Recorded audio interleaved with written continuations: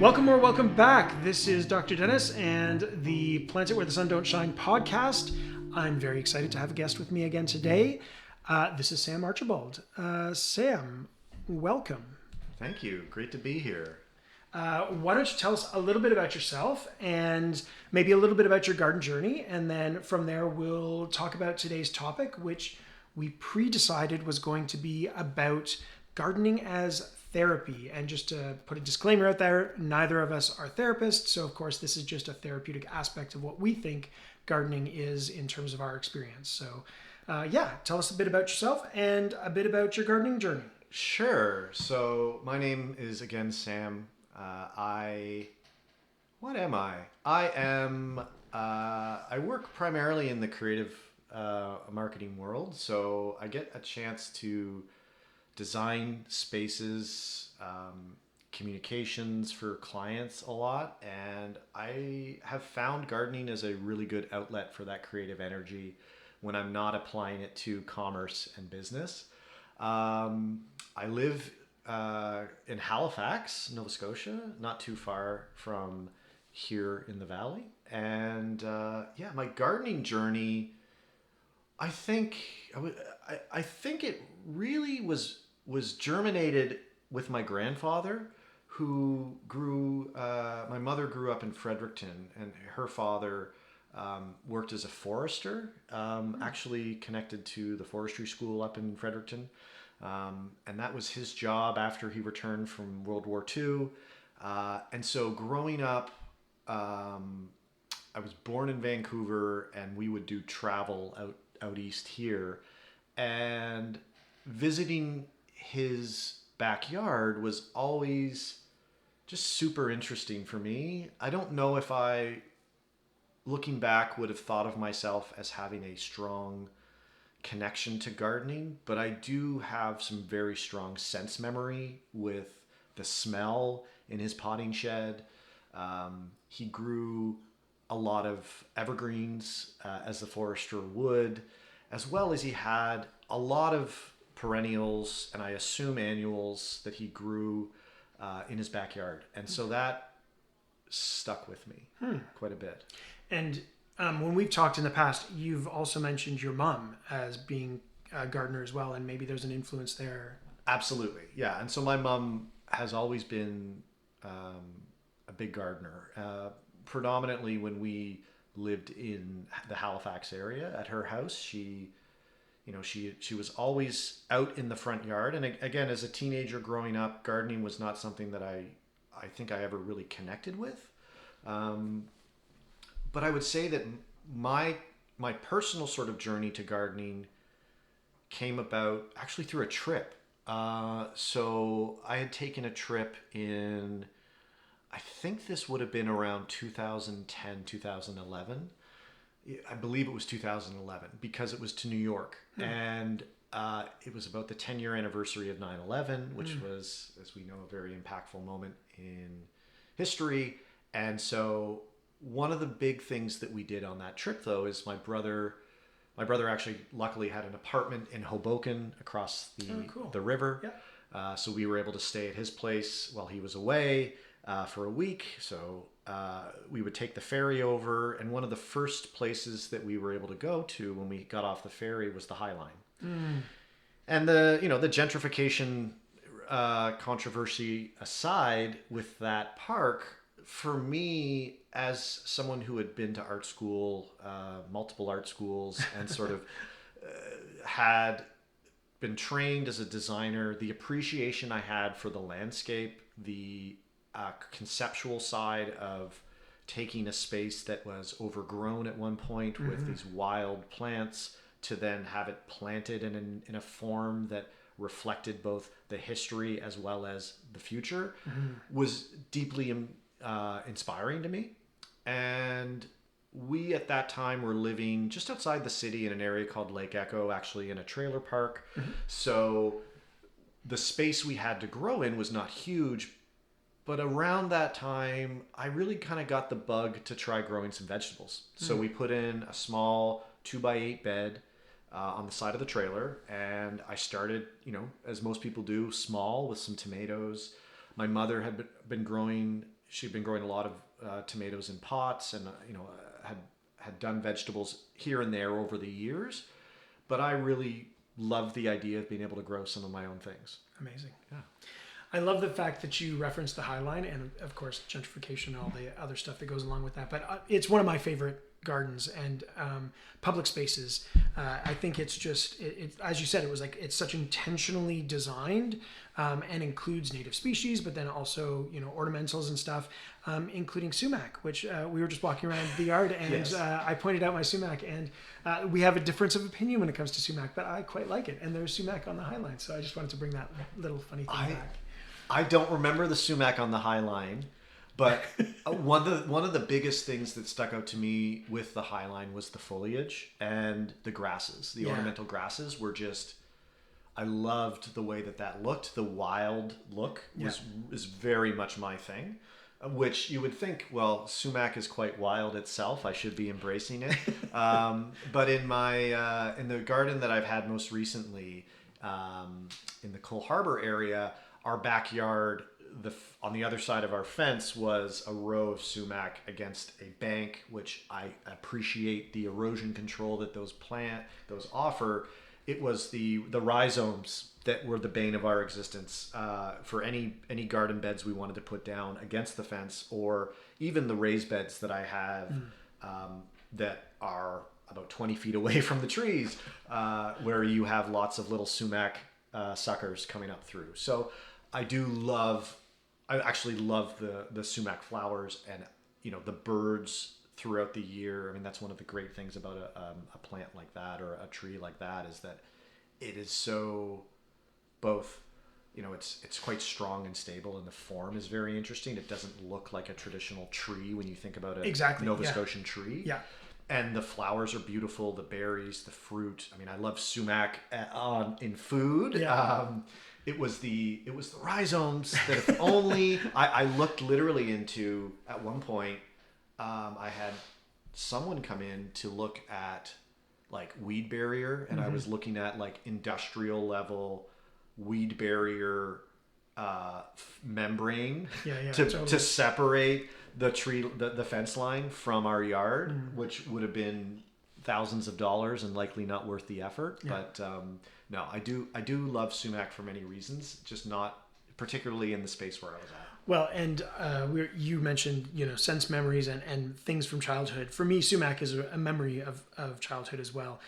We had them when I was growing up at my parents' place on the edge of their property, and I let one of the suckers come into the yard, and then I trimmed that as like a teenager. I was so weird when it comes to these things, but I let one of the suckers grow, and I trimmed it, and it almost looked like a palm tree, because it actually grew about 15-20 feet tall, and it just had this like tiny little tuft of sumac leaves on the top, so it looked actually quite palmish, and it was just outside of our pheasant coop that we had at the time. So I was probably about 13, maybe 12 years old when I was doing this. And yeah, it just has this weird memory for me, like trying to make a northern climate seem tropical by having sumac cut in a way that looks like a palm tree. Anyway, weird little tangent there, but interesting. We wanted to talk today about gardening as a form of therapy or a therapeutic outlet. Maybe catharsis is a better way to frame it, but just giving you a chance to talk about how gardening, in your journey of gardening, how it's been therapeutic or helped you with any aspect of mental health or mental well-being. So just giving you space to talk about that, and I'll jump in as well. Sure, yeah. I love the fact that at 13 you were trimming a sumac into a shape. That is totally not what I was doing at 13, but I love it. I think for me, I've been gardening now for, I would say that I've been gardening now for close to 15 years. And so through that journey, as I described, I kind of started with vegetables at the trailer. That's what I started with one bed, and then one bed became two beds. And one of the things that I love about gardening, and also continue to struggle with, is the the planning and the expectation is such a huge part of it. I get this from my mother and likely my grandfather as well. I do have quite of a type A personality. I can be quite competitive at times, and gardening is not really a competitive activity, right? So I love it for that. But at the same time, there is a lot of, like anything in life, and something that you invest a lot of time and money and care and love into, you can grow really attached to what you're growing, or you can grow attached to the idea of what you're growing. And I guess this is just a starting point on this discussion, but the notion that it's, we can start these things and we can only have so much control over it. And that's both equally a thing I love about gardening and a thing that frustrates me at times.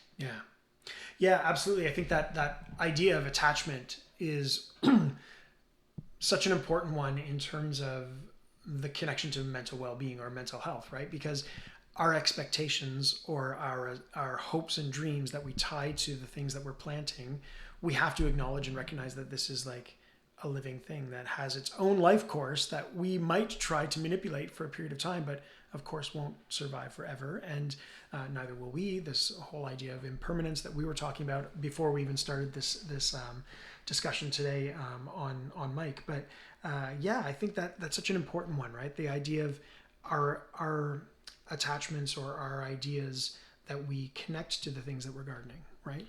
Yeah, my mental health journey has been, I think overall, it's fairly typical. Like it's quite normal nowadays for the challenges that many of us face in the modern world with our mental health. I've been at early 20s. I was put on an SSRI for anxiety, primarily tied to sleep. I have seen therapists all my life, but I wouldn't say that I am challenged with major bouts of depression or anything that's required a strong intervention with mental health. But with that comes, the need to discover ways of self-care. And gardening for me, I think, has been a really positive way of just focusing my energy into something. The other end of that is, we can get so wrapped up, and as I was describing to you earlier, the garden that's at the place I have in Cole Harbour is quite a jungle. The vegetable garden in particular, because I just planted so much, and I put so much expectations into what I was growing, and for the first time this year, I grew a serious amount of vegetables from seed, and tomatoes from seed in particular, and peppers from seed, and squashes, and kale and Brussels sprouts and everything from seed in my basement. So starting that in March, I had the spreadsheet. I think we talked about this earlier. One of the things I'm actually quite a fan of, and if you asked Sam 3 years ago, he probably would have not said this, but the use of technology like ChatGPT or AI tools to help me with my garden planning was really helpful earlier this year, to the point where it was building me a planting chart and fertilizing chart within a spreadsheet that allowed me to kind of plan what I was growing, at what point was it going to be put in the ground. And then it came to the point where, May, June arrives, and we're starting to transition things outdoors, and I had been left with about 30 heirloom tomato plants that I think at one point I borrowed a portable table and put a sign out in the front yard when I was shoveling compost that said free tomatoes for the whole afternoon. And I had about like 10 or 15 people drive by, slow down, on a Sunday, thinking maybe it was a yard sale, look at these spindly, very root-bound tomato plants and kind of drive off or walk away. Right. And then I'm looking at it going, well, I grew these from seed, and these are my babies, and now they're going to become compost, right? And that is such a thing that parallels this idea of, life and death. And I think that that's so apt when it comes to anything in gardening, that we grow attached to something and we have this vision that it's going to become something, and it doesn't always turn out that way. My mental health journey has been positive. I mean, I think overall I'm quite blessed, and I will touch on what's interesting about the sort of impermanence and attachment. We're talking about words that for Western culture, some people might associate with Eastern religion or Eastern culture in some ways. My father was, the joke I always say, I was never baptized, but my mother was the gardener. My father was the one who, visited India as a youth and, learned transcendental meditation and, didn't want to push too many religious theories onto us as kids. And so I kind of grew into this connection. I'm by no means a Buddhist. I do meditate. I do have a lot of appreciation for the philosophies. That's a very Buddhist thing to say. I'm not a Buddhist, but I meditate. So ergo, I'm a Buddhist. Yeah. Yeah, exactly. Right. And I've had to explain that to people. I've had to explain that to people when people, people that maybe were raised Catholic. Or, right. My mother was exactly. Catholic. Yeah. And it's like, well, you can be a Buddhist and you can be Catholic, right? Yeah. But no, and in the mental health world, I mean, meditation, those concepts have been very helpful. And then I think there's so many parallels to gardening, and I think I've always been fascinated with gardens as spaces for tranquility or for sort of mental health or peace in some ways, and not just I'm thinking like Japanese gardening in particular has always been sort of fascinating to me, but then also I'm the guy that when I go traveling, I'm seeking out the botanical gardens in the city that we're in and wanting to go look at those myself. I am, as a creative, someone whose job it is to be creative, and oftentimes what that means is I need to take a lot of different inputs from different things. Right. Travel is something I love, and the notion of seeing new experiences and when it comes to gardening is super fascinating to me. The opportunity to hike through Gross Mourne was fascinating, just to see the plants that grow in that area of the world. Equally with, I remember the botanical gardens in Edinburgh were quite striking for me. Driving around Scotland and finding these little hole-in-the-wall parks or botanical gardens was beautiful. Florida botanical gardens and spaces, as I've traveled there over the years, has been beautiful. Same thing with Boston. And it's great to see what can grow in different places. Yeah. I'm getting a little bit away from our topic around mental health. No, I like it. For me, it's like this notion that you can see something like what you can see, and in Scotland, it's incredible to think that, the trees and the perennials that they can grow in that space are quite different than what we can grow here, just because of the growing environment. And you kind of are like, I'd love to have that in my garden, right? But it comes back to that notion of like, okay, I probably can't grow that here. And learning as a gardener that not everything that you want to grow is going to be able to be what you can grow. Exactly. And that's not right for here. Yeah. Right. Exactly. And that's a good sort of lesson to learn in life in some ways, right? Absolutely. But I think you touched on something really interesting, not just in terms of, you as a creative person and your professional career, but then also bringing that idea of gardening is like living art. I often come back to this concept for me because I think of gardening very much as a therapeutic outlet. It's cathartic for me to go out and just spend time doing stuff physically, because most of my day is spent doing mental things, right? So like I'm doing work that is like more theoretical or academically challenging, or around words and ideas and concepts and things, as opposed to physical stuff. I don't do a physical job, so it's mental. Getting into the garden for me is then catharsis, because I can just express myself in the layout, the design, the intentionality of planting things in the way that I plant them, but also physically doing something releases the energy that gets pent up because I'm mentally stuck in my head all day. And I think I drive my partner a little bit crazy because like it's always being in redesign, right? Like I'm always in redesign mode. It's like, oh no, actually I need to move that. That's only been there for a month, but I need to move it because it doesn't look right. Once something's in the ground, I could have this idea of what it's going to look like, but as it grows and changes and evolves as it should, as plants do, it's going to become something different. Yeah. And so that means that my design, my attachments to what it should be, I have to let go of that and then put it in the right place, right? Yeah. And also you find that with plants, like if it's in too sunny of a spot or too shady of a spot, it might suffer or languish in that spot. And I have to honor the plant and what it needs and put it in the right spot. So for its own well-being and letting go of my own ideas and attachments of what the design should be to be what it actually needs to be, if that makes any sense. It makes total sense. And I think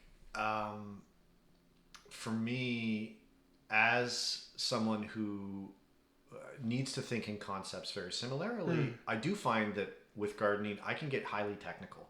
You know, I'm the kind of person that... You talked about spreadsheets. Oh my God, yeah. No, I mean, I don't know. I'm not that level of technical with other things in my life. But, well, that's not true. I mean, I this is a complete tangent, but for some reason, a very big fan of fine fragrances. And I have a spreadsheet of my fragrance collection. So maybe I am that guy. Yeah. But I will say that the notion of technicality when it comes to gardening is somewhat fascinating to me. I remember reading, I'm going to forget the name, I don't know the name of the book, but you know, wild planting was the notion of it, and the idea of layering was huge for me.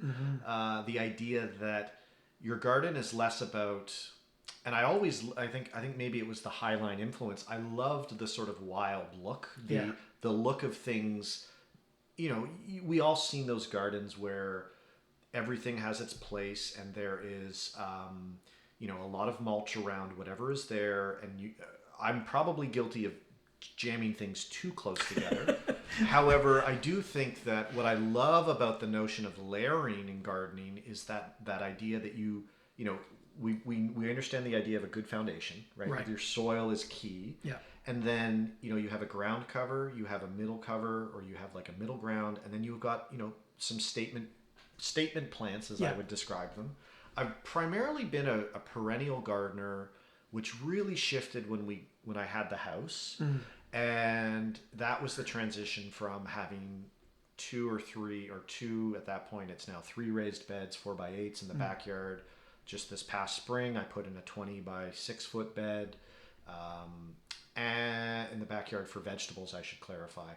But the front yard has been primarily the sumac free zone and the ability for me to play with and explore perennials. And the layering approach has been always fascinating to me. I will get you the book if you want to reference it in your show notes. Sure. And then the other person that I think we talked about earlier, Marjorie Harris. Yes. Her books that I would take out from the library when we first moved into the house and was trying to learn, because again, maybe this is the technical side of me. I was trying to be academic and learn, how do I be a better gardener? How do I learn how to do this? You know, the notion that if you don't like something somewhere, you can just move it. Yeah. And that's really apt to, if you don't like something in life, you can change. Right. You know, or you can change something about your environment, about your state of mind, about all of that. I think that goes back to that act and acceptance that just because we want things to be a certain way, they can't be. Yeah. Right. And you might not get what you want, but you get what you need sometimes. And that is, that's been really beautiful. I think, you know, I've had an interesting year and reflecting on the garden that I will likely be saying goodbye to in the future has been interesting. This idea of loss and what am I giving up by moving from where I am? What am I wanting to hold on to? You know, we talked about there's a dogwood tree, a kusa. It's I believe the cultivar or the specific variety is Scarlet Fire. And it is, I was not a tree person, as weird as that sounds with the grandfather. And it was the first real statement tree that I bought and put into the front yard of the garden. And I mean, this thing just blooms for months. Yeah. The color is incredible. Amazing. Yeah. And and then I've recently looked at the cost of moving this to a different property where my mother is, and it's significant investment. So I'm weighing the cost of, this is something I've grown attached to. How important is it for me to maintain this versus letting it go, and knowing that there are other trees out there. Yeah. There's new plants that I can discover and new ways of arranging. Because I can tell you, for the 8 years that I've been in that house, I don't have regrets about what I planted, but I definitely am like, well, these sedges are taking over everything, and those are a pain in the butt to have to rip out. Yeah. Or I grew really enamored with a sedge called Pennsylvania sedge. Okay. And it is a ground cover that is used in a lot of commercial planting. Right. This wild planting book that I can recommend talked about it. And it talks about it from a highly academic and also commercial landscape architecture lens. Yeah. But this Pennsylvania sedge is a beautiful, very wispy grass like sedge or plant that fits so perfectly into everything else. Yeah. And acts as that living mulch Love for it. so much. Yeah. Right? And that is my style of gardening. But it works around the daylilies that I have. It works around some of the other it works under the larger grasses that I grow. I think a lot of my neighbors would probably drive by my house in Cole Harbour and go, well, that's a lot of foliage, right? There's not a lot of color. And that's kind of how I've grown. So yeah, it's I think the idea just about what we plan and what ends up being what ultimately grows is always interesting. And that thing about it might not be what you expected. Yeah. And what do you do at that point? Yeah, exactly. I think the point that you're making about the dogwood and having an attachment or a sentimental attachment to something important like a tree, and then wanting to move it somewhere else. I mean, I've gone through this in my life and with my partner as well, where we've received specifically trees or shrubs from family members as specific gifts for like milestone birthdays or whatever. And then because we've moved so many times as well, it's like, well, what do we do now with this amazing gift and this plant that I have an attachment to? And in many cases, we have dug them up and taken them with us. When we moved from Ontario, we brought plants with us to Nova Scotia. When we moved from one place to Nova Scotia to another, we gave plants to family members who then gifted them back when we moved to this place. It was like this circular thing about like plants being in our life and the association with memories and stuff in a positive way, benefiting us in our well-being, but then also having to let go of that attachment piece. I think we've touched this like so many times throughout the conversation. I think it's really important and great. But I want to make sure that before we wrap up, because this podcast is focused on shade gardening, I want to give you the opportunity to tell us any sort of standouts for you in terms of shade garden plants that you think are ones that are the ones that you go to or the ones that you like, just to give you that opportunity to highlight those if you've got any. That's a really good question. And Dennis, first off, thank you so much for having me on this. And I have to say, even walking around your property, I'm very intimidated by the Latin familiarity that you have, because I would say that while I am very technical and I do have a spreadsheet, that's partially because I'm terrible at times at remembering common names or Latin names for plants. But thinking about the garden that I've cultivated over the years and the future gardens that I'm going to want to grow, I think we talked about it because you have a little one out back, and I want to give you some more if I can take a couple of clumps from my house. Japanese forest grass is easily one of my favorite grasses for shade. I believe it can thrive quite well there. Yeah. Conacloa, I think, is the Latin name. There you go. Yeah. And I mean, Marjorie Harris, as a famous shade gardener, yes, talked a lot about Swiss chard. and that being a really good. Yeah. I love I love growing so many vegetables. I love eating vegetables. I don't always love harvesting some of the vegetables that I grow, mainly because I don't love earwigs, and you have to kind of just work through that. Yeah. I will say that I grew for the first time this year in one of my raised beds Brussels sprouts, which are not a shady plant, but within that bed I had interplanted some head lettuce that I grew from seed. Or not head lettuce. Yeah, head lettuce, I guess. Like one called a lettuce variety called Joker, which I think I got from Incredible Seeds here in the valley. And another one that's called like Cromer Summer. It's a German lettuce. Nice. And for the first, like I'd grown like mesclun mix and other sort of lettuces, and I always found the slugs just decimated them. Yeah. And it was never like I would grow that. And again, going back to this notion of like life and death, you would invest all this energy into something, you'd fertilize it, well, hopefully not too much when it comes to lettuces, but you would invest a lot of energy in trying to grow this thing, whether it's from seed or a transplant. And at the end of the day, you would be left with these important creatures devouring it. Yeah. And it was really feeding hard. something else other than ourselves. Yeah. But I will say the head lettuce turned out really good this year. And I was able to, which is always a great thing as a gardener to be able to, especially a vegetable gardener, to be able to turn around and hand some things to your neighbor and say, totally. I grew this, That's always feels a little bit nice. Absolutely. But so those two have been fun, and I think they've done quite well in the shade. Leafy greens I think are great. Yeah. Shade tolerant at least option in terms of vegetable gardening. Yeah. And I love the fact that you mentioned Swiss chard. I have this real notion of like Nova Scotia Swiss chard. It's like I never had it in growing up. I don't think I never had it in Ontario, but it's definitely something that I came to love as a Nova Scotian now. Yeah, and then I think the other one that my mother absolutely loves. So as a little gay boy who wants to make his mother proud, which is my psychological profile throughout most of my life.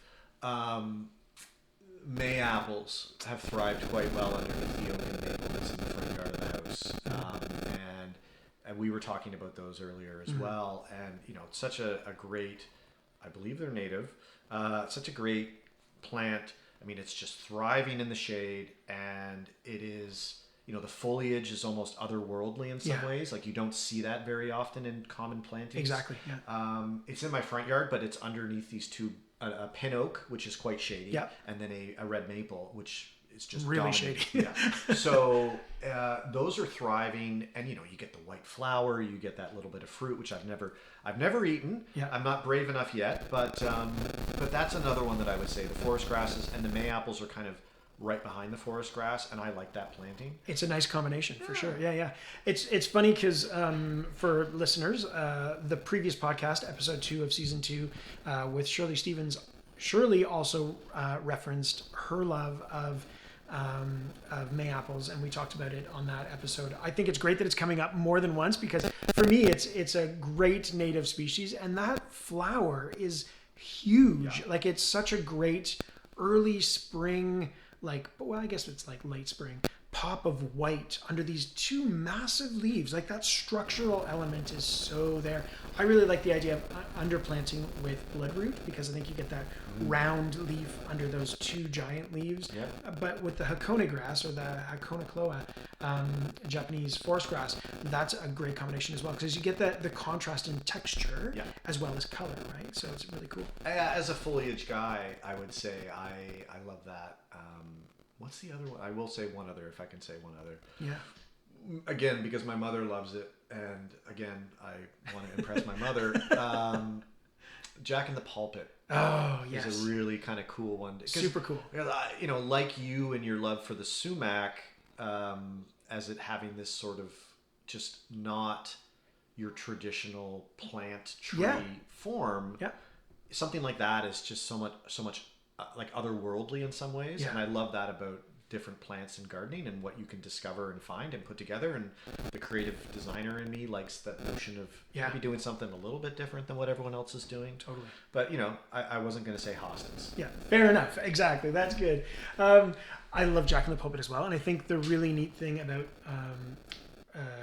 Jack in the Pulpit, not only are they a native species, but they have like that unique color, the stripes that they often get, like depending on what variety and if you go for the hybrids, which combines really nicely with another native, which is Canadian ginger or native ginger, which I mean that color of flower, the throat, that dark red, which often goes really nicely with Jack in the Pulpit if you get the right variety. So again, shade-loving plants and native species, which I think are really important. Sam, thank you so much for joining the podcast and this episode. I really, really enjoyed our conversation on air as well as our walk around the garden. You are most welcome to come back anytime. Yeah, thank you so much. Really appreciate it. Thank you, Dennis. Thanks for having me. Cool. Thanks for listening. Thanks also goes to Sherry Donegan, Jonathan Scott, and of course, Ian Jefferson for brainstorming podcast name ideas with me. Credit goes to Sherry on that one. If you have thoughts or ideas you'd like to share, please email me at plantitwherethesundon'tshine@gmail.com. That's one word without the apostrophe. You can also follow the show on Instagram at plantitwherethesundon'tshine with Dr. Dennis. Hosting is provided by Spotify for podcasters. Until next time, thanks for listening. Go plant it where the sun don't shine.